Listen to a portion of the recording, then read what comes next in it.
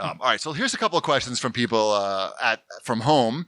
Justin writes in and writes, I recall seeing The Last of Us 2 reveal gameplay and thinking, damn, that looks good enough to be next-gen graphics. Is it possible that we have already seen gameplay for next-gen consoles? If there's one thing that I can impart to everybody, when game companies are showing off their new games that aren't coming out for a year or so, that's not the game. That's something that they made separate just to show you. That's not like a slice of the game. It's something that they made specific for this event. Like for E3, the demo they have at E3, that's just for E3. That's not cut out of the game. So don't really think about, those early reveals in any meaningful way because it's fake. Fake games. They're literally fake games. They're made just for marketing and then that's it. It gets cloudy because some of them are from the game, though. I mean, we've played plenty of... Yeah, for the playable stuff at E3, we've played plenty of stuff where I've played that same level again when I get the game. Right.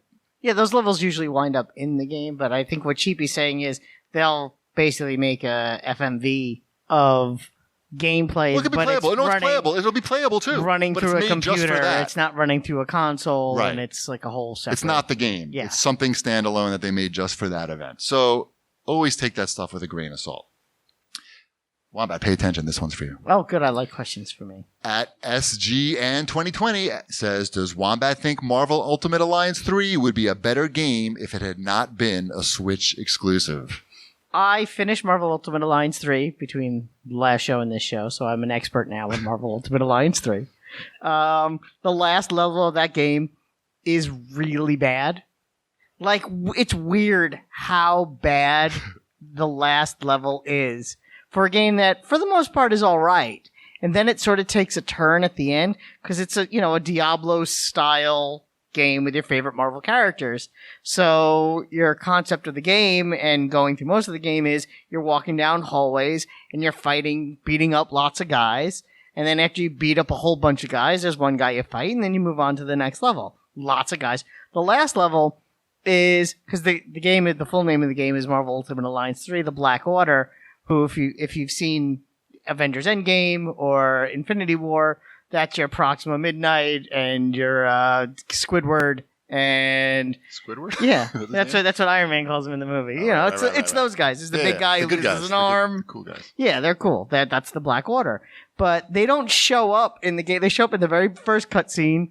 And then, they get to the last level, and they were making the game. They're like, holy crap, we forgot that the Black Order's in this game. And you just fight them one after another, after the other, after the other. And then you fight Thanos. And then there's, a little twist. And there's one more boss fight, and then the game's over.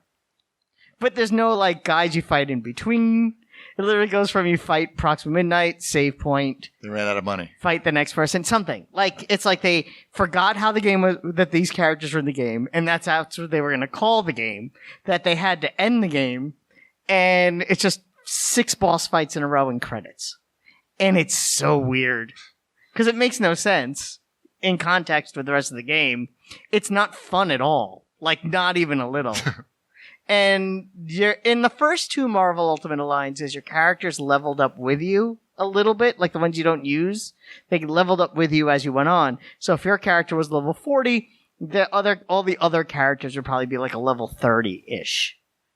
In this game, they don't level up at all as your other characters level up. Everyone is useless. Yeah, you do get these power-ups that'll let you jump up XP points, but then you have to decide right then and there, well, I'd really like to use Spider-Man now. I know he's only 12 and I need him to be a 40. I'm going to just put all of my XP that I've saved up into this one character. So now he's right where he needs to be. But then there's also, 27 other characters or however many are in this game that are useless. I can't use any of the Guardians of the Galaxy at this point unless I want to literally start from the beginning with them and level them up. Right. So to answer this guy's question. To answer this yes or no question. The answer to the... hey, we've got an hour. And unless you've got something really important to talk about... it probably would have been better if it was multi-platform. It would have had a bigger budget. I think the budget might have been there. I don't know if it's that it's only on Nintendo that's the problem. I don't know if it's the developer that's a problem. I mean, not to be that guy, but maybe with more Western influence, it might have been better. I find for games that are based on more Western licenses, a Western influence sometimes is more beneficial because it is Tecmo, Koei. You know, it just something seems to be missing. There's something missing there. Quality. There's a quality. There's a big disconnect Money and quality. Yeah. So the short answer is yes. The game probably would have been better multi-platform. It is not nearly as good as it should be or could be. The first Marvel Ultimate Alliance is probably still the best of the three. All right. And that's a bummer. There it is. Everybody loves. Wow. Look at that. You really like Marvel Ultimate Alliance, everybody. Wow. Here's another question from @Poofifer. Pfeiffer. Is that a video game person? No, he kind of asks lots of questions. Oh, okay. 600 episodes. You should learn these names. Right. Well, that's fine. He wants to know our favorite retro game, but he quantifies that as Xbox or PS2 or older. That's retro. Xbox and PS2 are retro now? Yeah, that's retro Yeah, now. I would say that's... Oh, man. That's Is rough. 360 considered retro? No. Apparently not, according to this guy. I can't say Oblivion. Do you have any count? answer for this? I mean... I don't know. I feel like we answer this question every year. I was just more offended that Xbox and PS2 are considered So retro what's your now. favorite game from the Xbox PS2 era? Probably Katamari. Katamari is pretty cool. I like those quirky PS2 Japanese games like Katamari, Parappa, those rhythm games. Those are my jams. Well, that's PS1, Parappa. Yes. They had one for PS2 as well. Right? Yeah. Talk about the good ones. 2. Parappa the Rapper 2. That's not as good. You guys have any favorites that stand out? I bought a lot of consoles to play different versions of Tony Hawk. Yeah. Yeah. I pretty much... Because Tony Hawk. they staggered the releases of those. Like, when Xbox came out, they got Tony Hawk Pro Skater 2X, which was slight... They had, like, one more level or something. Smart. Get that money. So I went out and bought an Xbox for that. Good. That's good. And then, like, 2 weeks later or so, Tony Hawk Pro Skater 3 came out for PS3. Or not PS3, PS2. Yeah. But it didn't come out for Xbox. Right. So then I had to go buy a PS2 so I could play that. You're very heavily invested in Tony Hawk. I played a lot of Tony Hawk. Do you skateboard at all? On Tony Hawk Pro Skater. Right. But never? Have you ever, ever had a skateboarding thing? Maybe for a few seconds. Seconds. Yeah, that's my experience as well. Yeah. I stepped on it, I fell off. I said, nope. I don't like to fall. Yeah, like how do you learn not to fall? I'm so high up, too. I'm going a long way down. It's right. not Wombat. How do you learn not to fall on the skateboard? Don't get on one. Right. Wow. A lot of anti-skateboard Right. sentiment here. Mm-hmm. Wombat, do you have a favorite retro game and or franchise? I thought we were talking just from the Xbox PS2 era. Sure, whatever you because we want. were having fun with that, I thought. We're having fun. This is a good time. I would say, because it's... Because I was thinking about it while I was pretending to listen to Shipwreck. Possibly. I would say maybe Jade Empire on the Xbox.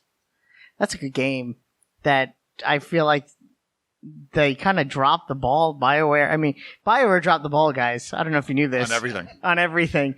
But it was such a great game. I know it didn't sell really well, but it was such a cool concept. It had a really cool combat style. It was unlike any other RPG on the market, and they just did nothing with it. Like, nothing. There's no remaster of it. There's no sequel. It just seems very strange, because it was reviewed really well, and it played really well. I mean, it's a lot of fun, but... Yeah, somehow I never even checked it out. It's really cool. It had all the different types of different classes. I remember the pre-order bonus was the monk, so I played as the monk. And you could run into... there was a British guy, like one British guy in the game, and he was voiced by John Cleese, and if you answered his riddle, he gave you the only gun in the game, and it was way overpowered, and it was pretty cool. So, Jade Empire, check it out. Good answer. Mm-hmm.